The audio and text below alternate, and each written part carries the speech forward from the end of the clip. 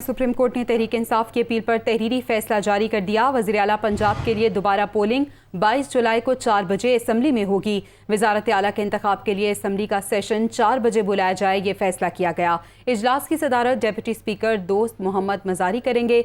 Deputy speaker तमाम कानूनी तकाजे पूरे करने के बाद नोटिफिकेशन जारी करेंगे, ये फैसला किया गया।